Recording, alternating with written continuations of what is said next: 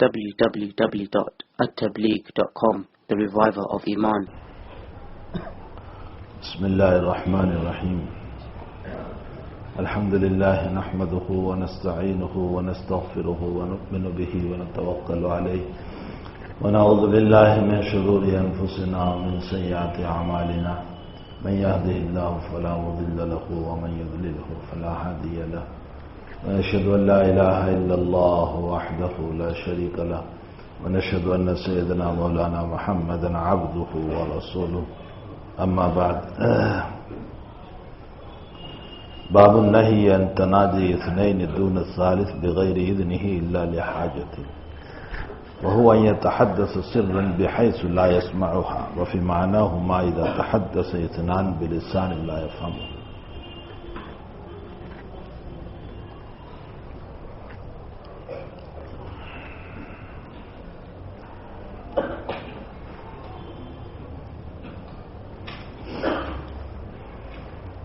آج کے سبق میں اور آج کی مجلس میں جو روایتیں ہیں، جو باتیں ہیں، اس کا تعلق اس بات سے ہے کہ ہم کسی کی ذات کو کسی طرح بھی تکلیف پہنچانے والے نہ بنیں۔ حضرت امام نووی رحمۃ اللہ علیہ جو مسئلہ بیان کر رہے ہیں وہ یہ ہے کہ تین آدمی سفر کر رہے ہیں، یا ویسے ہی ہے تین آدمی، تو کسی ایک آدمی کو علیحدہ کر کے دو آدمیوں کا خلوت میں بات کرنے کے لیے جانا، یہ اس کو تکلیف پہنچائے گا، اس لیے کہ یہ یوں سمجھے گا کہ شاید میری کوئی بات کر رہے ہیں، حالانکہ اس کی بات نہیں ہے، اپنی کوئی پرائیویٹ بات ہے، لیکن اس کو علیحدہ کرنا یہ یوں سمجھے گا کہ میرے ہی متعلق یہ لوگ کوئی مشورہ کر رہے ہیں، تو اس کو تکلیف ہوگی۔ تم نے اپنی بات کی ہے، پھر بھی تم کو تکلیف پہنچانے کا گناہ ہوگا۔ آپ انداز لگائیں کہ ہماری شریعت کتنی حساس ہے۔ ہماری شریعت جو ہے وہ کسی طرح بھی انسان سے متعلق یہ نہیں چاہ رہی ہے کہ کسی کی ذات کو تکلیف پہنچے۔ ابھی روایت آگے آ رہی ہے، جناب رسول اللہ صلی اللہ علیہ وسلم استنجا کے لیے تشریف لے گئے، صحابہ کرام فرماتے ہیں کہ ہم بھی ساتھ تھے، تو نبی علیہ الصلاۃ والسلام ادھر استنجا کے لیے گئے، اور ہم نے دیکھا کہ پرندے کے دو چھوٹے چھوٹے بچے ہیں، تو ہم نے ان دونوں بچوں کو پکڑ لیا، تو اس کی اماں جو تھی، چڑیا جو تھی، وہ وہیں امننے لگی چاروں طرف۔ حضرت استنجا سے تشریف لائے تو حضرت نے فرمایا یہ سر پہ گھوم رہی ہے، لگتا یہ ہے کہ اس کے بچے تم نے لیے ہیں۔ فرمایا جی یا رسول اللہ صلی اللہ علیہ وسلم، ہم نے اس کے بچوں کو پکڑ لیا ہے۔ حضرت ابن مسعود رضی اللہ تعالیٰ عنہ کی روایت ہے، کننا مع رسول اللہ صلی اللہ علیہ وسلم فی سفر، ایک سفر میں تھے، فانطلق لحاجت، حضرت اپنی قضائے حاجت کے لیے چلے، فرعینا حمرا، ہم نے ایک سرخ پرندہ دیکھا، فمعہا فرخان، اس کے چھوٹے چھوٹے دو بچے تھے، فرمایا ہم نے ان دونوں بچوں کو پکڑ لیا، فجاءت الحمرا فجعلت تعرش، چڑیا آئی سر پر گھومنے لگی، فجاء النبی صلی اللہ تعالی علیہ وسلم، حضرت تشریف لے آئے قضاء حاجت سے، فرمایا من فجع ہذہ بولدہا، اس کو کون ستا رہا ہے اس کے بچوں کی وجہ سے، یعنی اس پرندے کو کون ستا رہا ہے اس کے بچوں کی وجہ سے، رد ولدہ، اس کے بچوں کو واپس کرو، چھوڑ دو اس کے بچے کو۔ صحابی فرماتے ہیں کہ ہم نے اس کے بچوں کو چھوڑ دیا، جناب نبی کریم صلی اللہ علیہ وسلم نے فرمایا کہ جیسے اس ماں کو اپنے بچوں سے پیار ہے، اس سے کئی سو گنا اللہ کو اپنے بندوں سے پیار ہے۔ تو ایک پرندے کو بھی تکلیف پہنچانے کو حضور پاک صلی اللہ علیہ وسلم نے منع فرمایا، چہ جائے کہ ہم انسان کو تکلیف پہنچائے. فرمایا 3 آدمی ساتھ ہیں، ایک کو الگ کر کے تم سرگوشی نہ کرو، خلوت میں بات نہ کرو.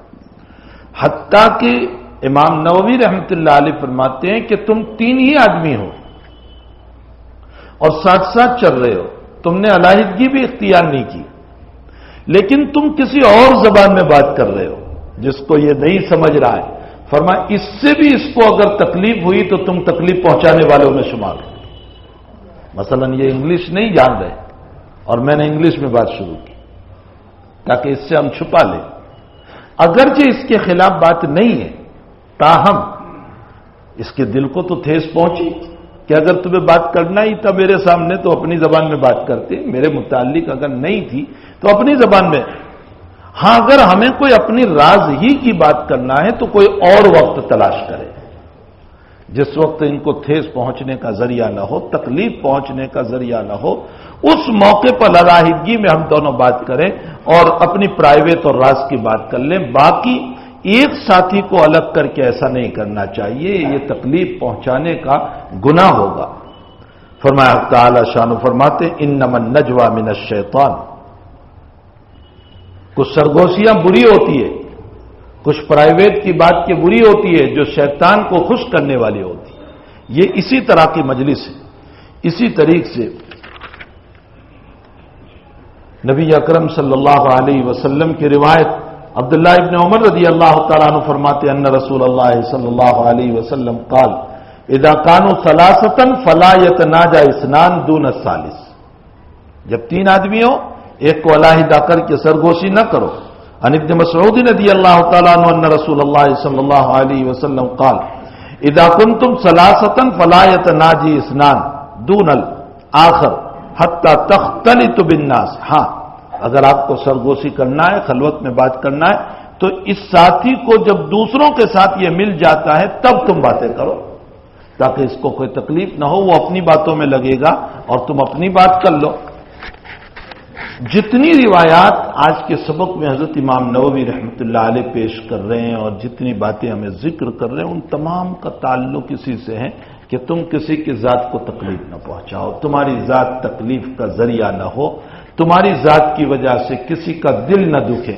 میرے بھائیو، نماز پڑھ لینا بھی آسان ہے، روزہ رکھ لینا بھی آسان ہے، زکوٰۃ دے دینا بھی آسان ہے، حج کر لینا بھی آسان ہے، عمرہ کر لینا بھی آسان ہے، لیکن کسی کو تکلیف نہ پہنچانا اور اس کے لیے فکر کرنا یہ بڑا مشکل ہے.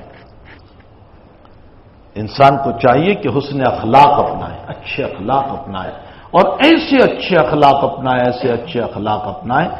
مایوزا فی المیزان، ابو الحسن اللالکائی رحمۃ اللہ علیہ نے روایت نقل فرمائی مایوزا فی المیزان اثقل من خلق حسن.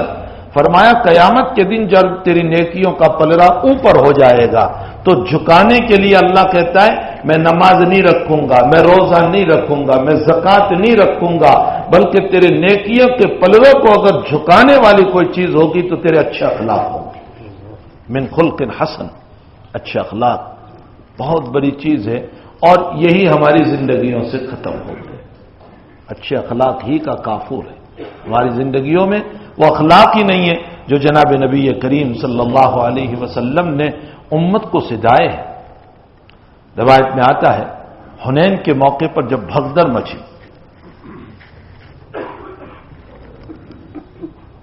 ظاہر سی بات ہے کہ اچانک جب تیر شروع ہوئے تو 10,000 کے قریب صحابہ تھے. حنین فتح مکہ کے بعد ہوا تو ابھی مکہ کے جو مسلمان ہوئے تھے وہ بھی سب ساتھ تھے حضرت کے. 10,000 کے قریب کا مجمع، سب جب ادھر ادھر بھاگے ہیں دشمنوں کی طرف سے اچانک تیر شروع ہونے کی بنیاد پر، تو ایک صحابی رضی اللہ تعالیٰ عنہ کا پاؤں حضرت کے پاؤں پر پڑ گیا.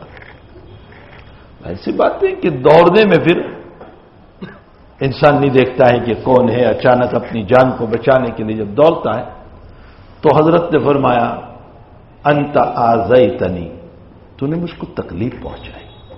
بس اتنا سا جملہ حضرت نے فرمایا تو نے مجھ کو تکلیف پہنچائی، تو نے میرا پاؤں زور سے دبا دیا.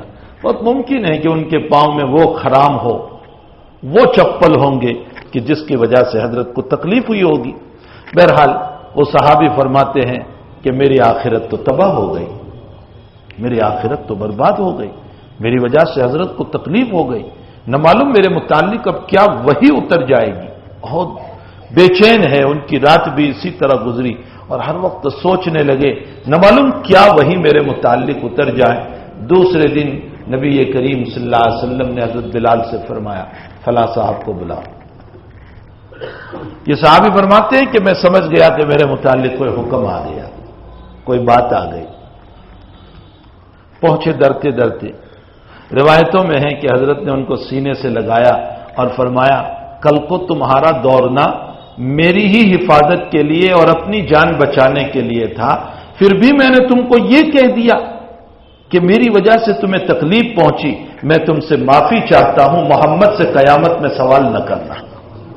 ایک جملے پر آج میری ذات سے کتنی تکلیف لوگوں کو پہنچ رہی ہے، مجھے اس کی پرواہ بھی نہیں ہے، بس زندگی گزر رہی ہے میری، اور میری سوچ یہی ہوتی ہے کون میرا بگاڑ لے گا، کون میرے ساتھ کیا معاملہ کرے گا۔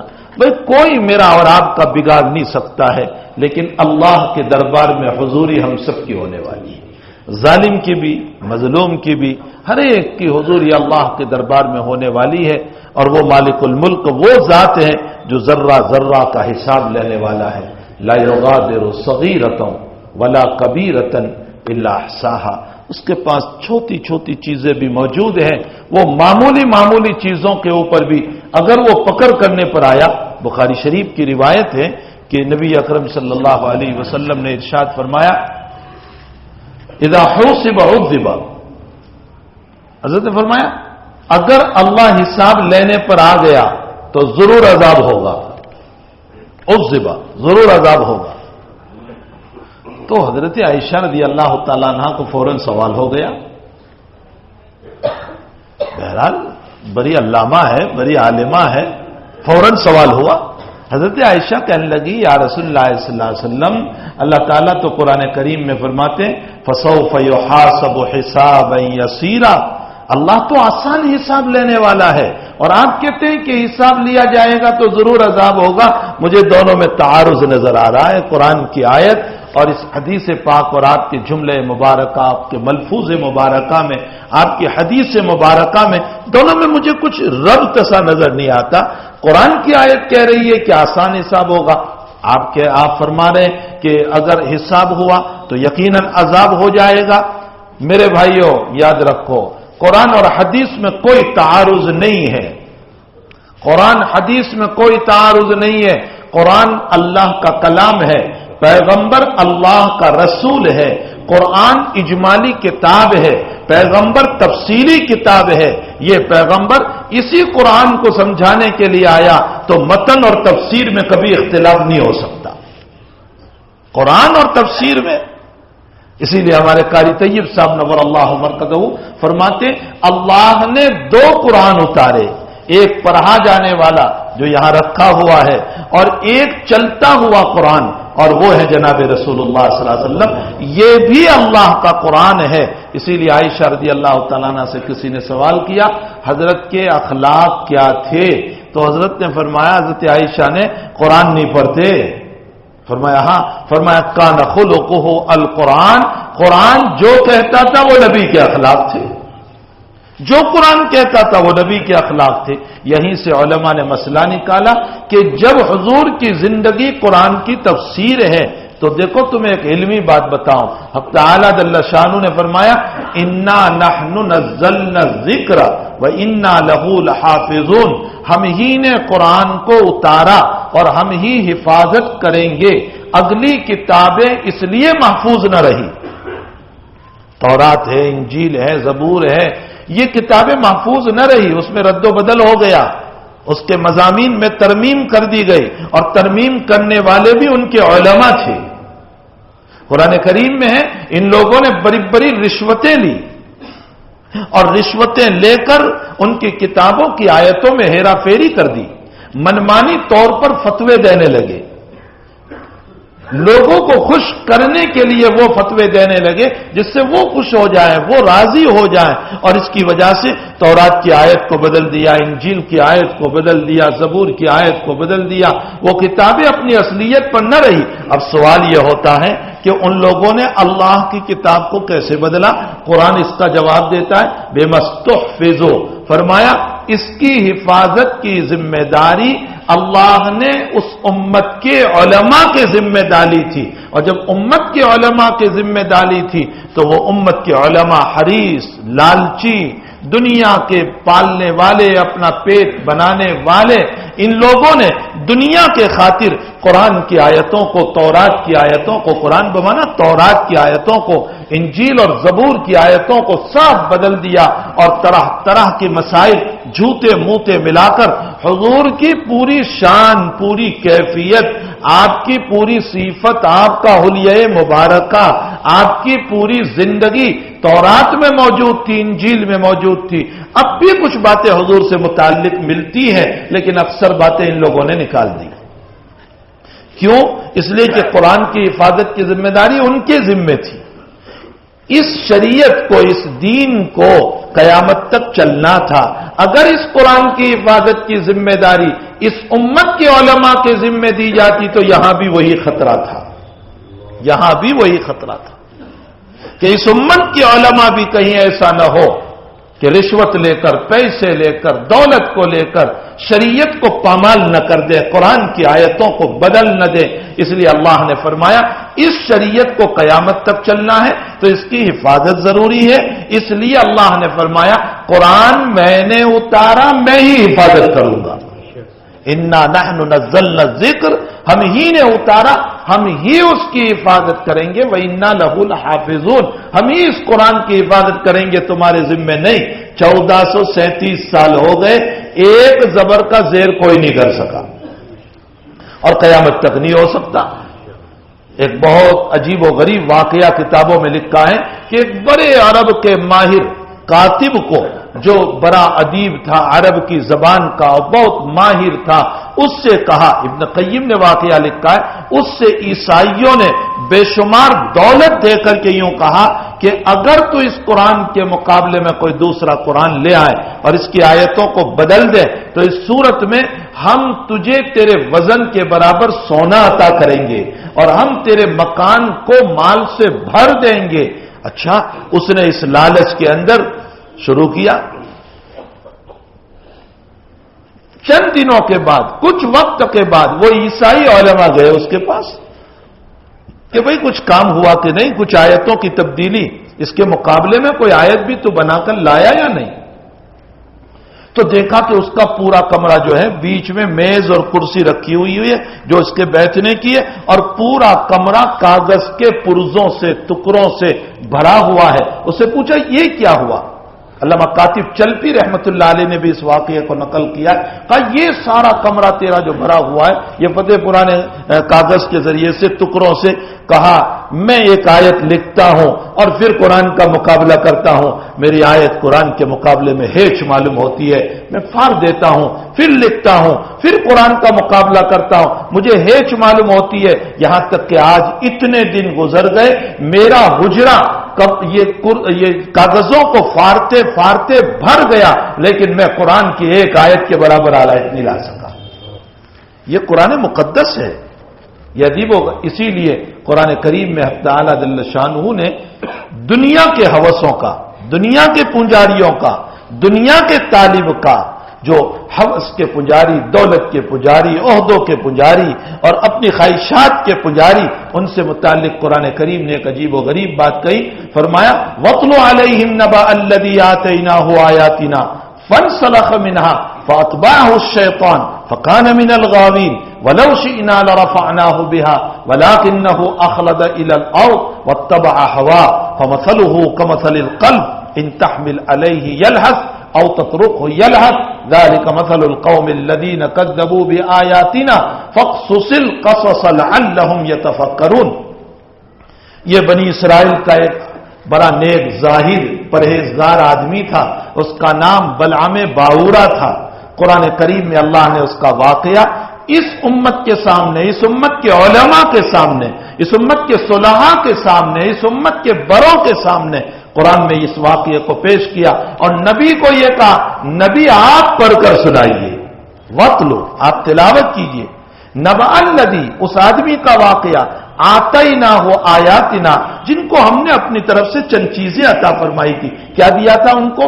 ارے اس بزرگ کو، اس عالم کو جو بنی اسرائیل کا عالم تھا، زاہد تھا، بڑا نیک تھا، اس کو اسم اعظم دیا تھا، اور اسم اعظم دے کر اس کو کہا تھا تو اسم اعظم پڑھے گا، جو دعا کرے گا تیری دعا قبول ہوگی، جس کے لیے دعا کرے گا تیری دعا قبول ہوگی۔ تو شریعت بنی اسرائیل یعنی تورات کے ماننے والے جو پجاری تھے ہوس کے، دولت کے، وہ اس کے پاس آئے اور اس کے پاس آ کر کہنے لگے کہ تمہارے پاس اسم اعظم ہے نا، ہم تم کو جی بھر کے دولت دیں گے، تم ایک کام کرو، اسم اعظم پڑھ کر حضرت موسیٰ کے خلاف بد دعا کر دو۔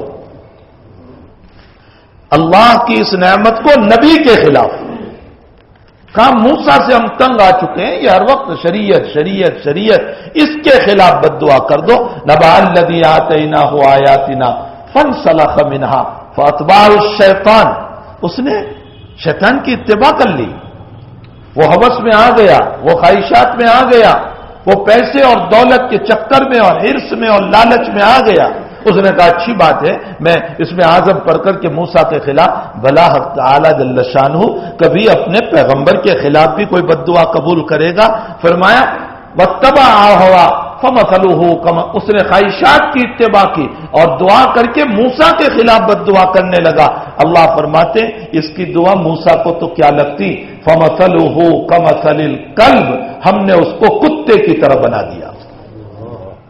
ان تحمل علیہ یلحظ او تترکہ یلحظ، جیسے کتے کا حال یہ ہے کہ اس کی زبان، کتے پر بوجھ ڈالو تو بھی ہاں ہاں کرتا ہے، اور بوجھ نہ ہو تو بھی زبان نکال کر ہاں ہاں کرتا رہتا ہے۔ اللہ اسی کو مثال میں پیش کرتا ہے، فرمایا فمثلہ کمثل الکلب ان تحمل علیہ یلحظ، اگر تو بوجھ ڈالے تو بھی زبان نکال کر ہانپتا ہے، اور اگر بوجھ نہ ڈالے تو بھی زبان نکال کر ہانپتا ہے۔ ہم نے اس کو ہانپنے والے کتے کی طرح بنا دیا۔ روایتوں میں ہے اس کی زبان کو نکال کر سینے پر لٹکا دیا۔ ان تحمل علیہ یلحظ او تترکہ یلحظ ذالک مثل القوم الذین کذبوا بآیاتنا، صاحب روح المعانی نے اس پر لکھا ہے، فرمایا اس کا ترجمہ یوں ہوگا، یہ مثال ہے ان لوگوں کی جنہوں نے ہماری نعمتوں کی ناشکری کی۔ آیات بمانا نعمت، مثل القوم الذین کذبوا بآیاتنا، جنہوں نے ہماری آیتوں کو جھٹلایا، مطلب ہماری آیتوں کی نافرمانی کی، ہماری نعمتوں کی نافرمانی کی اور ناشکری کی۔ اللہ تعالیٰ آگے فرماتے ہیں میرے پیغمبر آپ اس واقعے کو اپنی امت کے سامنے پڑھ کر سنائیے، لعلہم یتفکرون، تاکہ تیری امت بھی غور و فکر کرنے والی بنے، اور تیری امت بھی اس طرح کا کوئی قدم نہ اٹھائے جس کی بنیاد پر اس طرح کے مسائل کھڑے ہو جائے۔ تو میرے بھائیوں، کہنے کا مطلب یہ ہے کہ ہماری ذات ایسی بنے کہ ہماری ذات سے کسی کو تکلیف نہ پہنچے۔ قرآن مقدس کا تغیر تبدل قیامت تک نہیں ہو سکتا۔ اب اس کے ضمن میں ایک بات سنو، جب قرآن کا تغیر اور تبدل نہیں ہو سکتا اس لیے کہ اس کی حفاظت کی ذمہ داری اللہ نے لی ہے، تو ظاہر سی بات ہے کہ حضور پاک صلی اللہ علیہ وسلم بھی تو ایک قرآن ہے، تفسیر ہے قرآن کی، یہ بھی قرآن ہی ہے، اس لیے احادیث کے اندر بھی تغیر و تبدل قیامت تک نہیں ہو سکتا، اور کوئی کرے گا حدیث میں تو اللہ نے ہر دور میں وہ اپنے مخصوص بندے پیدا کیے، جن مخصوص بندوں نے پانی کا پانی اور دودھ کا دودھ، صحیح روایات کو غلط روایتوں سے علیحدہ کر کے امت کے سامنے یہ پیش کر دیا۔ یہ جھوٹا ہے، یہ فریب ہے، یہ دھوکہ ہے، یہ موضوع روایت ہے، یہ منگرت کہانی ہے، یہ نبی سے ثابت نہیں ہے۔ تو جیسے قرآن کی حفاظت کی ذمہ داری اللہ نے لی ہے، احادیث مبارکہ کی ذمہ داری بھی اللہ نے لی ہے۔ اس لیے ذات اقدس صلی اللہ علیہ وسلم کی زندگی کی ایک ایک بات قیامت تک محفوظ. اسی لیے اللہ کے حبیب کی ہر باتیں ہمارے پاس سند کے ساتھ ہیں. آپ پوچھئے عیسائیوں سے کہ تمہارے پیغمبر عیسیٰ علیہ السلام کی کوئی بات کی سند ہے تمہارے پاس؟ کوئی سند آپ پیش کر دیں. پوچھئے صاحب التورات سے، تورات کے ماننے یہود اور جوئس سے، کہ تمہارے پاس موسیٰ علیہ السلام کی کوئی بات سند کے ساتھ موجود ہے کہ جس میں پوری سند تمہاری ہو؟ اور مسلمانوں سے پوچھئے جناب رسول اللہ صلی اللہ علیہ وسلم کی بات، تو ایک عالم کہے گا کہ میں نے اس سے پڑھا، اس نے اس سے پڑھا، اس نے اس سے پڑھا، اس نے اس سے پڑھا، یہاں تک کہ شاہ ولی اللہ صاحب رحمۃ اللہ علیہ. پھر شاہ ولی اللہ صاحب سے سند چلے گی تو امام بخاری تک، امام مسلم تک، امام ترمذی تک، امام ابو داؤد تک، امام نسائی تک، علامہ ابن ماجہ تک، شاہ ولی اللہ صاحب سے وہاں تک سند چلے گی. اور پھر امام بخاری، مسلم، ترمذی، ابو داؤد سے لے کر حضور تک کی سند ان کی کتابوں میں موجود ہے. ایک عالم سے لے کر حضور تک کی سند ہمارے پاس پوری موجود ہے. نبی علیہ السلام کی کوئی بات ہمارے پاس بلا سند کے نہیں ہے. بالکل دین کلیئر ہے، بشرطے کہ کوئی انصاف کی نظر سے دین کو دیکھنے والا ہو، شریعت محمدی کو دیکھنے والا ہو. ہاں، جس کو جوندیس ہو جاتا ہے اس کو پھر پیلا ہی نظر آتا ہے، تو جس کو کملا ہوا ہو اس کو پیلا نظر آتا ہے. جس کو اپنے مذہب کے باب میں جھوٹ معلوم ہوا وہ شریعت محمدی میں بھی جھوٹ ہی کو تلاش کرے گا. اللہ تعالیٰ ہم سب کی بھی ان باتوں سے حفاظت فرمائے.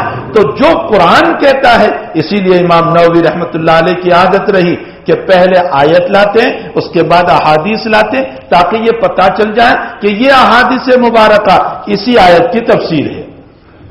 یہ جو ہم نے آیت پیش کی اسی کی یہ تفسیر ہے. فرمایا ان عبداللہ ابن عمر رضی اللہ تعالی عنہما ان رسول اللہ صلی اللہ علیہ وسلم قال عذبت امرأة فی ہرۃ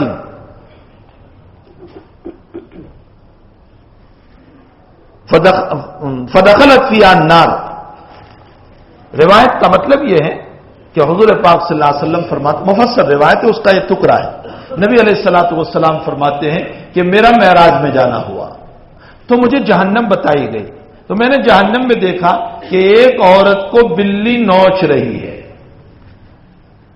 اس کو اپنے ناخن سے مار رہی ہے جہنم کے اندر، اور وہ عورت جہنم میں. تو صحابہ کرام نے پوچھا کہ یا رسول اللہ کیا وجہ تھی، آخر وجہ کیا تھی؟ فرمایا اس نے بلی پالی تھی، ولیکن حبستھا، اس کو باندھے رکھا، اس کو چھوڑا نہیں، نہ خود کھانا کھلایا، نہ اس کو چھوڑا تاکہ وہ کہیں جا کر کھا لیتی، نہ خود پانی پلایا، نہ کسی اور اس کو چھوڑا تاکہ وہ کہیں اور جا کر تاکل من خشاش الارض، وہ زمین کے گھاس پھوس کو کھا لیتی. نہ پانی پلایا، نہ کھلایا، اور نہ اس کو چھوڑا. ایک بلی کو ایذا پہنچانے کی بنیاد پر حق تعالی جل شانہ نے جہنم میں ڈال دیا. نبی علیہ السلام یہ بتانا چاہتے ہیں کہ جب جانور بے زبان مکلف نہیں ہے، اس کو جب تکلیف پہنچانے پر انسان کا یہ حال ہوگا تو بھلا انسان کو تکلیف پہنچانے پر کیا حال ہوگا؟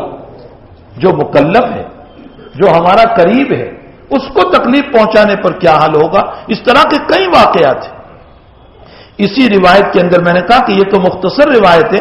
اسی روایت کے اندر نبی کریم صلی اللہ علیہ وسلم نے بنی اسرائیل کا ایک واقعہ ارشاد فرمایا، اور حضرت نے یوں فرمایا کہ بنی اسرائیل میں ایک فاسق و فاجر آدمی، ایک روایت کے مطابق وہ عورت تھی، ایک روایت کے مطابق وہ مرد تھا. بہرحال وہ فاسق و فاجر، بدکار، زانی، گندے کام کرنے والا. ایک کنویں کے اوپر اسے اس کا گزر ہوا، وہ وہاں پانی پینے کے لیے اترا. وہ اس نے پانی پیا، پھر اس کے بعد دیکھا کہ ایک کتا جو ہے وہ مارے پیاس کے تڑپ رہا ہے، اس کو پیاس لگی ہے، اور وہ پانی والا گیلا ریت چاٹ رہا ہے، اس لیے کہ اس کا گلا خشک ہے اور خطرہ ہے کہ وہ مر جائے گا. تو یہ آدمی پھر گیا کنویں کے اوپر اور کنویں کے اندر اترا، اور اپنے موزے کے اندر، اپنے جوتے کے اندر، جو بھی ہوگا، موزہ، جوتا، روایت میں یہ الفاظ آئے ہیں، وہ اندر میں دول وول تو تھی نہیں وہاں. اس نے اپنے موزے میں، اپنے جوتے میں پانی بھرا، اور وہ پانی لے کر کے باہر آیا اور اس کتے کے سامنے ڈالا، اور اس کتے نے پانی پلایا.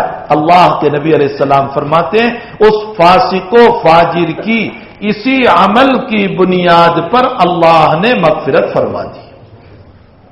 ایک کتے کے ساتھ حسن سلوک کرنے پر جب یہ معاملہ ہے تو انسان کے ساتھ حسن سلوک کرنے پر کتنا اچھا معاملہ ہوگا۔ انسان کے ساتھ، چاہے وہ ہمارا بھائی ہو، ہماری بہن ہو، ہماری بیوی ہو، ہمارے بچے ہو، ہمارے پڑوسی ہو، ہمارے محلے والے ہو، ہمارے اقارب ہو، ہمارے رشتہ دار ہو، اجنبی ہو، اپنے ہو، حتیٰ کہ اللہ کے باغی کافر ہی کیوں نہ ہو، حسن سلوک سب کے ساتھ، اچھے اخلاق سب کے ساتھ۔ یہ نہیں شریعت نے فرمایا کہ صرف مسلمانوں کے ساتھ اچھے اخلاق سے پیش آنا، ارے ان لوگوں کے ساتھ بھی اچھے اخلاق سے پیش آؤ جن کے پاس ایمان نہیں ہے۔ کیا بعید ہے کہ میرا اور آپ کا اچھے اخلاق سے پیش آنا اس کو ایمان کے قریب کر دے گا؟ تو حسن اخلاق میرے بھائیوں بہت بڑی چیز ہے۔ آگے جو روایات ہے اس میں نبی اکرم صلی اللہ تعالی علیہ وسلم کا ارشاد ہے غلام کو نہ مارو۔ اس زمانے میں غلام کا زمانہ تھا، حضرت نے فرمایا غلام کو نہ مارو۔ ایک روایت میں فرمایا نبی مسعود البدری رضی اللہ تعالیٰ عنہ قال كنت اضرب غلاما لي بالصوت فسمعت صوتا من خلفي اعلم ابا مسعود فلما فهم الصوت من الغضب فلما دنا مني اذا هو رسول الله صلى الله عليه وسلم فاذا هو يقول اعلم ابا مسعود ان الله اغضر عليك منك على هذا الغلام فقلت لا اضرب مملوكا بعده ابدا۔ ابو مسعود بدری انصاری رضی اللہ تعالیٰ عنہ فرماتے ہیں کہ مجھے کسی مسئلے میں غلام پر غصہ آ گیا، میں نے اس کی پٹائی شروع کی، اور ایسے پٹائی شروع کی میں مار رہا تھا، اتنے میں مجھے کسی نے آواز دی ابو مسعود جان لو، لیکن مجھے غصہ اتنا تھا کہ میں نے غصے میں کچھ نہیں سنا، پھر میں نے پٹائی شروع کی، اتنے میں بالکل قریب آ گئے جناب نبی کریم صلی اللہ علیہ وسلم۔ اب جب میں نے حضرت کو دیکھا تو حضرت نے فرمایا اعلم ابا مسعود، ابو مسعود سنو۔ کیا فرمایا پھر حضرت نے قریب آ کر؟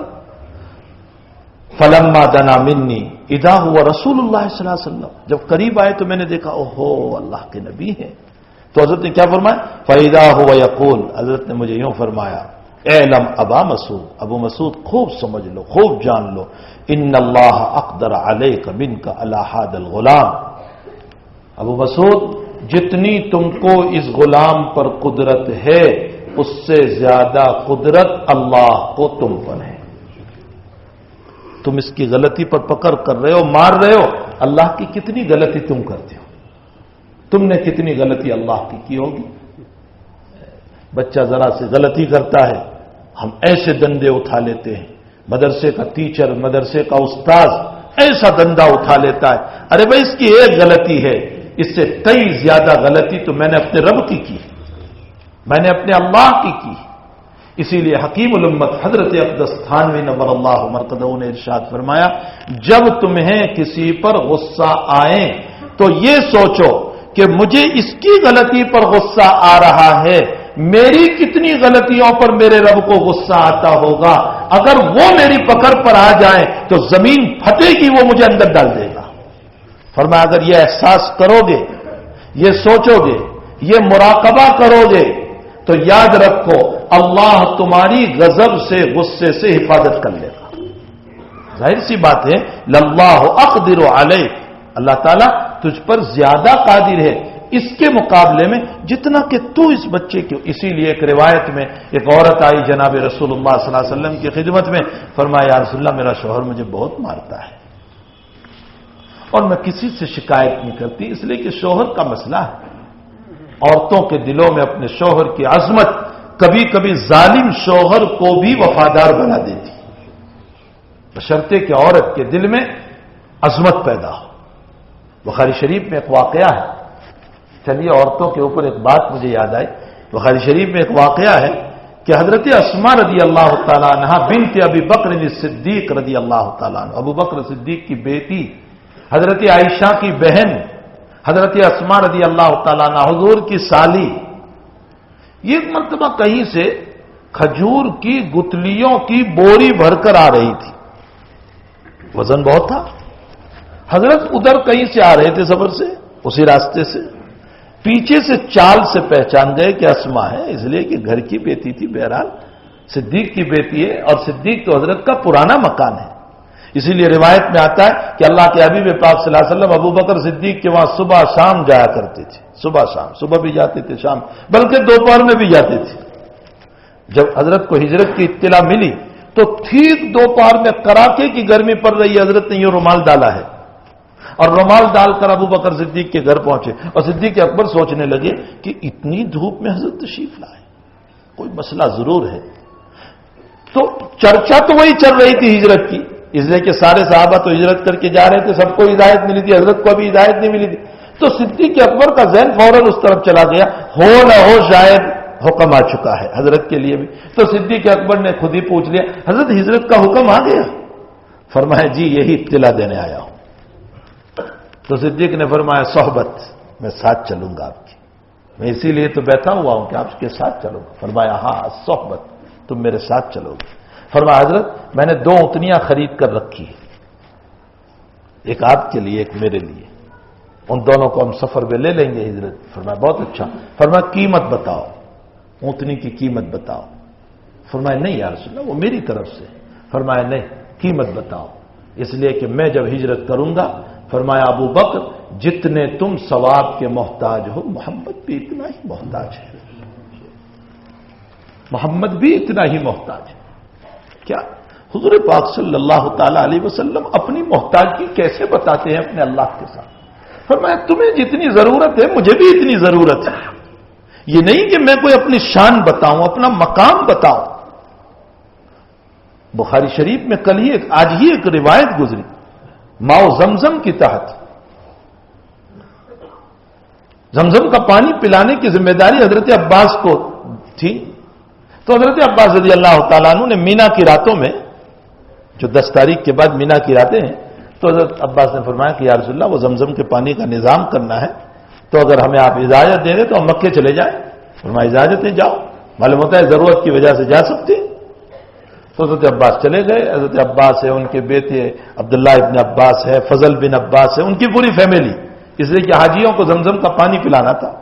تو کنویں سے کھینچتے تھے پلاتے تھے، کنویں سے کھینچتے تھے، وہاں حوض بنایا تھا اس میں ڈالتے تھے، اور حجاج کرام زمزم پیتے تھے.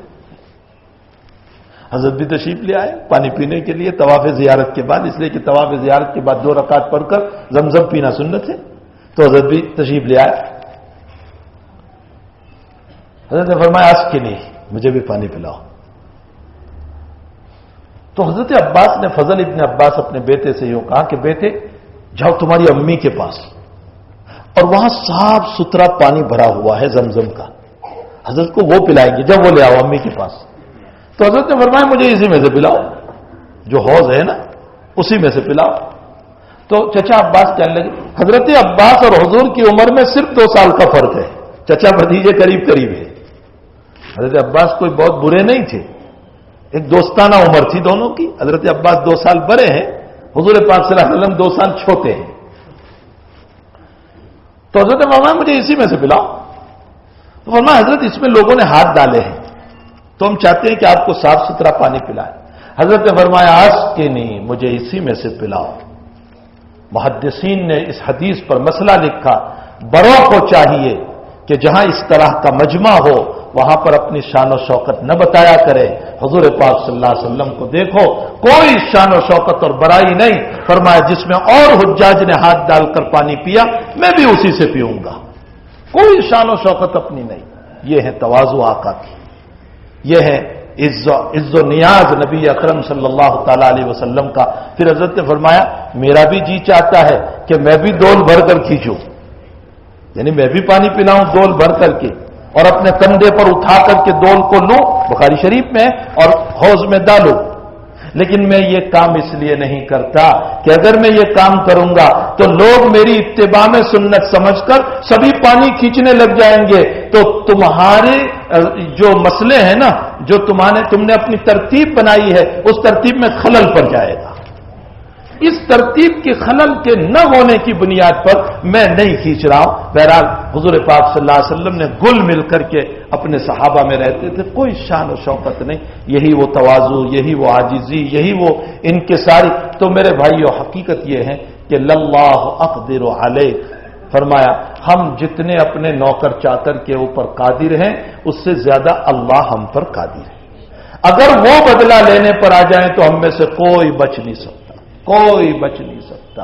لیکن میرا آپ کا ظلم کا مسئلہ کیا ہے؟ مثال دوں آپ کو، معاف فرمائے، دکھتی رگ ہے. جہاں ہماری بیوی ہمارا بچہ شاپنگ کرنے کے لیے جاتا ہے بازار میں تو اچھا خاصا 30,000 40,000 20,000 کا شاپنگ کر کے لے آتا ہے، اور میرا ڈرائیور جو گاڑی چلا رہا ہے اور وہ کبھی یوں کہتا ہے سید صاحب میری بچی بیمار ہو گئی ہے اور آپ جو تنخواہ مجھے دے رہے ہیں 2-5 ہزار روپے وہ ناکافی ہے اور بچے کا علاج نہیں ہو سکتا ہے، آپ کچھ میرا تعاون کر دیجئے.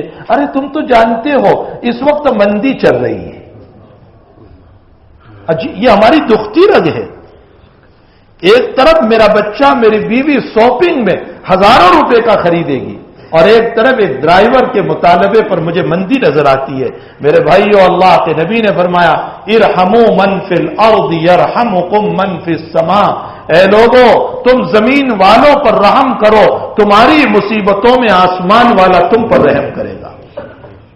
ارحموا من فی الارض یرحمکم من فی السماء. رواہ ابو داؤد والترمذی وابن ماجہ واحمد وغیرہم. یہ سارے محدثین نے اس روایت کو نقل فرمایا ہے. اس لیے ہمیں چاہیے کہ لوگوں کے ساتھ حسن سلوک، ظلم کا مسئلہ نہ کریں. اگر قصور ہو تو بھی معاف کر دے، ٹھیک ہے. قصور کے بعد میں یہ بھی نہیں ہے کہ آپ پکڑ نہ کریں. شریعت مطہرہ میں پکڑ کا مسئلہ بھی آیا ہے، لیکن پکڑ کے بھی طریقے ہیں. اگر 2 پیسے کی پکڑ کرنا ہے تو 5 روپے کی پکڑ نہ کرے.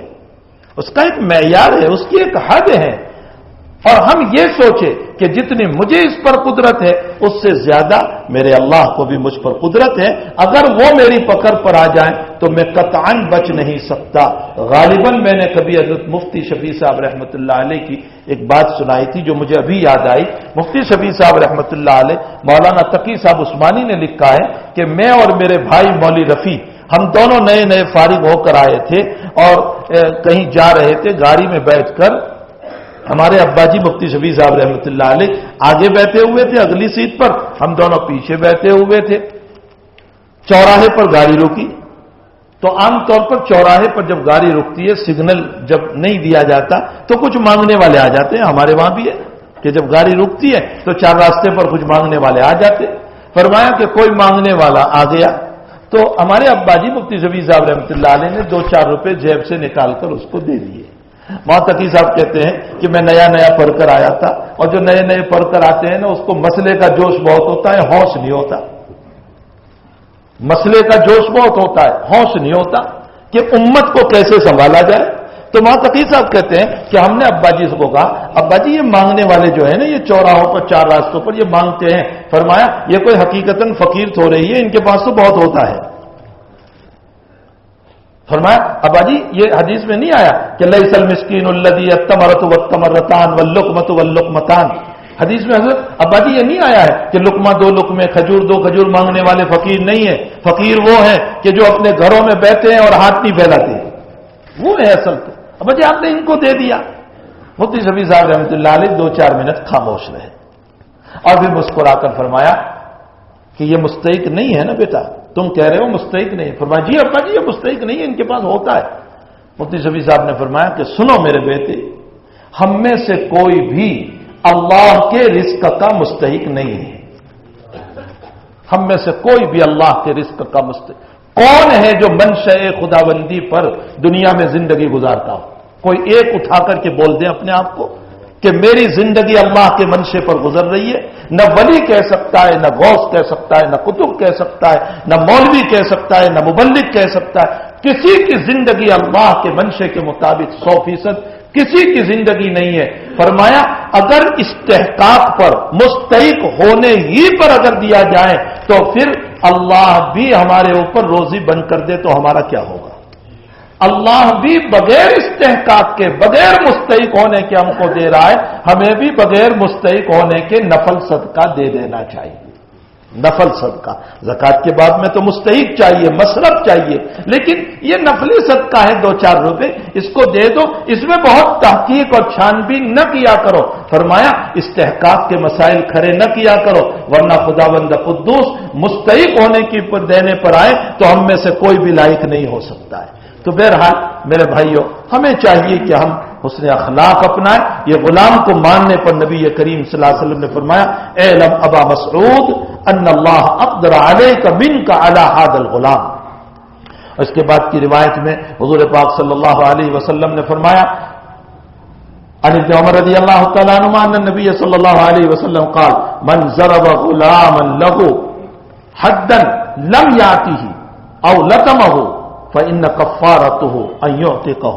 حضرت نے فرمایا اگر کسی نے اپنے غلام کو ایک تھپڑ مار دیا، ایک تھپڑ، فرمایا میں کہتا ہوں، حضور کہہ رہے ہیں اب اس غلام کو آزاد کر دو ایک تھپڑ کے بدلے میں.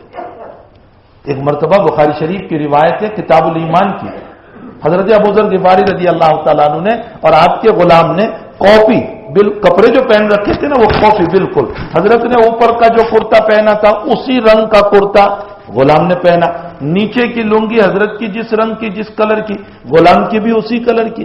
تو سائل اس پہ سوال کر رہے ہیں ابو ذر غفاری رضی اللہ تعالیٰ عنہ سے کہ حضرت آپ نے ایسا کیا کہ جو آپ نے پہنا وہ اس کو پہنایا، تو آپ نے ایسا کیوں نہیں کیا کہ ایک رنگ کا پورا سوت آپ بنا لیتے، دوسرے رنگ کا سوت غلام کو دے دیتے، یا آپ نے ہو بہو جیسا کرتا آپ کا ایسا کرتا اس کا، جیسی لنگی آپ کی ایسی لنگی، ایسا کیوں کیا؟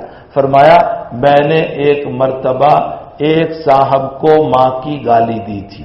ابو ذر غفاری کہتے ہیں وہ کس کو گالی دی تھی؟ حضرت بلال رضی اللہ تعالیٰ عنہ. کیا کہا تھا حضرت بلال رضی اللہ تعالیٰ عنہ کو؟ حضرت بلال کو صرف اتنا کہا تھا ابو ذر غفاری نے، کسی مسئلے میں غصہ آ گیا، فرمایا یبن السودا، او کالی عورت کے بیٹے. اب یہ کوئی ایسی بات نہیں ہوئی، لیکن بہت بڑی بات تھی ان لوگوں کی، ہماری نظر میں چھوٹی ہے، صحابہ کی نظر میں بہت بڑی تھی. یبن السودا، او کالی عورت کے بیٹے. حضرت بلال نے جا کر حضور کو کہہ دیا یا رسول اللہ صلی اللہ علیہ وسلم مجھے ماں کے نام سے تانا دیا. تو حضرت نے ابو ذر غفاری کو بلایا اور فرمایا انک امرؤ فیک جاہلیہ، ابو ذر تم مسلمان ہوئے ہو لیکن اب بھی دور کفر کی بو آ رہی ہے تمہارے اندر، یہ تم کیا کر رہے ہو؟ یہ سب دور کفر کی باتیں ہیں، تانے دینا ماں کے نام سے، باپ کے نام سے، یہ سب گالیاں بکنا، یہ دور جاہلیت اور دور کفر کی ادائیں ہیں. تمہارے ایمان کے بعد بھی تمہارے اندر دور جاہلیت اور دور کفر کی بو آ رہی ہے. انک امرؤ فیک جاہلیہ. پھر اس کے بعد فرمایا کہ تمہارے غلام اخوالکم، تمہارے بھائی ہے، یہ غلام تمہارے بھائی ہے. فرمایا اطعموہم، تم وہ کھلاؤ ان کو جو تم کھاتے ہو، تم وہ پلاؤ ان کو جو تم پیتے ہو، تم وہ پہناؤ ان کو جو تم پہنتے ہو، اور ان کو ان کی طاقت سے زیادہ کام نہ دو، ان کو ان کی طاقت سے زیادہ کام نہ دو، اور ان کی طاقت سے زیادہ کام دیتے ہو تو پھر اس میں آپ ان کی مدد بھی کرو. کیسی بہترین تعلیم نبی کریم صلی اللہ علیہ وسلم نے دی ہے. اور اس کے بعد کی روایت میں حضور پاک صلی اللہ علیہ وسلم نے فرمایا جانور کو بھی مارو تو چہرے پر نہ مارو. پیارے آقا صلی اللہ علیہ وسلم فرماتے ہیں عن عبداللہ ابن عباس رضی اللہ تعالیٰ عنہ قال رعا رسول اللہ صلی اللہ علیہ وسلم حمارا، ایک گدھے کو دیکھا کہ اس کو یہاں داغ دیا گیا تھا آگ سے. حضرت کو غصہ آیا، حضرت نے فرمایا یہ تم کیا کر رہے ہو؟ چہرے پر نہ مارو، چہرے پر داغ نہ دو. اگر تمہیں نشانی کے طور پر داغ دینا ہے تو ایسی جگہ پر داغ دو جہاں اس کو تکلیف نہ ہو. حضرت نے چہرے پر مارنے سے بھی منع فرمایا. اس کے بعد کی روایت میں بھی حضور پاک صلی اللہ علیہ وسلم نے یہی ارشاد فرمایا، اور اس کے ساتھ ساتھ یہ بھی فرمایا سر پہ بھی نہ مارو. اسی طرح انسانوں کے بعد میں حضرت نے یہ فرمایا انسان کو چہرے پر نہ مارو، سر پر نہ مارو. کیوں؟ اس لیے کہ یہ جو ہے نا اس میں بہت نازک مشینیں فٹ ہے. اتنا حصہ جو ہے اس میں بہت نازک مشینیں فٹ ہے. دماغ پہ مارا اور دندہ پڑ گیا، بہت ممکن ہے اگر دماغ چلا گیا ہمیشہ کا پاگل ہو جائے گا. کان میں زور سے مارا اور پردہ پھٹ گیا ہمیشہ کا بہرا ہو جائے گا. آنکھ میں مارا، بڑی نازک جگہ ہے، آنکھ پھوٹ گئی. ہمیشہ کا نابینا ہو جائے گا، منہ میں مارا اور اچانک اس کی زبان بند ہو گئے، ہمیشہ کا بولنا بند ہو جائے گا۔ اللہ کے حبیب نے فرمایا چہرے پر نہ مارو، اور اس کے ساتھ ساتھ ایک عجیب و غریب بات حضرت نے آگے ارشاد فرمایا ان اللہ تبارک و تعالی خلق آدم علی صورتہ، اللہ تعالی نے آدم کو اپنی صورت پر بنایا۔ کیا مطلب آدم کو اپنی صورت پر بنایا؟ محدثین اور مفسرین یہ فرماتے یعنی اللہ نے آدم کو اپنی صفت پر بنایا۔ اللہ سنتا ہے، بندے کو بھی سننے والا بنایا، اللہ دیکھتا ہے، بندے کو بھی دیکھنے والا بنایا، اللہ تعالیٰ بولتا ہے، بندے کو بھی بولنے والا بنایا۔ اللہ نے آدم کو اپنی صفات پر بنایا ہے، تو ظاہر سی بات ہے کہ کچھ مشابہت اللہ کے ساتھ ہے۔ فرمایا اللہ کے نبی نے اشارہ کیا اور لوگوں کم سے کم اللہ کی رعایت کرتے ہوئے تو نہ مارو۔ ہمارا حال یہ ہے کہ چہرے پر دے دھنا دھن مارتے، کبھی ادھر مار رہے ہیں، کبھی ادھر مار رہے ہیں، کبھی ادھر مار رہے ہیں، بے تحاشا مار رہے ہیں، جس کی وجہ سے کبھی کبھی دماغ چلا جاتا ہے۔ اور ایک تفسیر علماء نے ایک عجیب بیان فرمایا اس جملے کا مطلب یہ ہے، اس حدیث شریف کا مطلب کہ اللہ نے آدم کو اپنی صورت پر بنایا، مطلب یہ ہے کہ بالفرض والتقدیر، ایسا ہوگا نہیں لیکن بالفرض والتقدیر مان لو اگر اللہ اس دنیا میں آ جائیں اور کسی کی شکل اختیار کرنا چاہیں تو اپنی ساری مخلوق میں اللہ کو انسان کی صورت پسند ہے، اللہ انسان کی صورت میں دنیا میں آئے گا۔ اس کا مطلب یہ نکلا کہ اب تعالی شانہ کو اللہ بندے کی صورت جو ہے بڑی محبوب ہے، بڑی پیاری ہے، ہمیں چاہیے کہ اس پر مارنے سے اپنے آپ کو بچایا جائے۔ یہ وہ تمام روایات ہے جس میں آقا صلی اللہ علیہ وسلم نے ہم تمام کو بڑی بہترین تعلیم دی ہے، ان تعلیمات پر ہم عمل کرنے والے بنے۔ وصلی اللہ علی النبی الکریم برحمتک یا ارحم الراحمین۔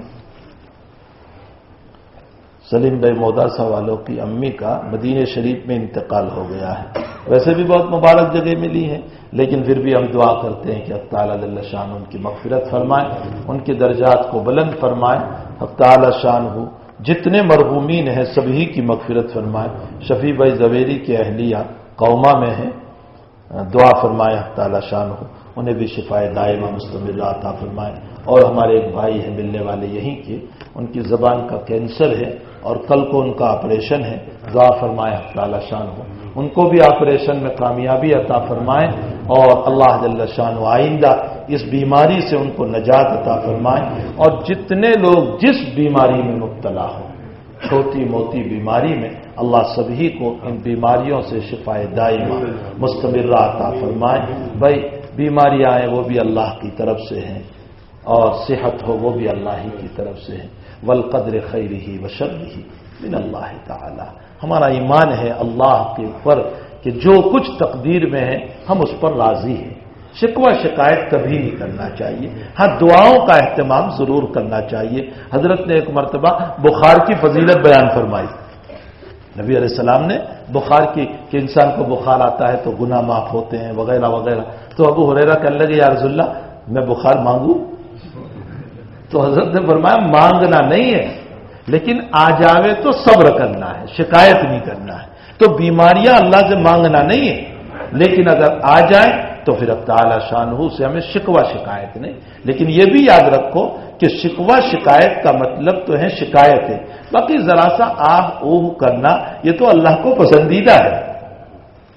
امام بخاری رضی اللہ تعالیٰ عنہ نے لکھا ہے کہ یقیناً جو آدمی بالکل ظاہر نہ کرے وہ بھی بہتر، لیکن جو قدر ظاہر کرے وہ اولا ہے۔ کیوں؟ اس لیے کہ جو تھوڑا سا ظاہر کرتا ہے نا وہ اپنی عاجزی بتا رہا ہے، اور اللہ عاجزی پر بہت جلدی رحمت اتارتا ہے۔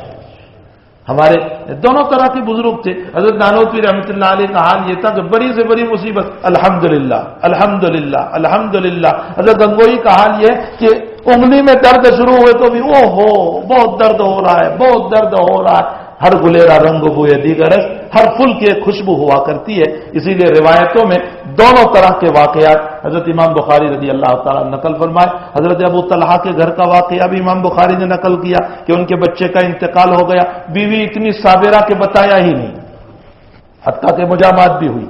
اس کے مقابلے میں اور ایک صحابی کا واقعہ بیان فرمایا، حضرت خباب رضی اللہ تعالیٰ عنہ کا بواسیر کی بیماری تھی، فرمایا اگر اللہ نے موت مانگنے کو منع نہ کیا ہوتا تو میں موت مانگ لیتا، اس کو بھی نقل کیا۔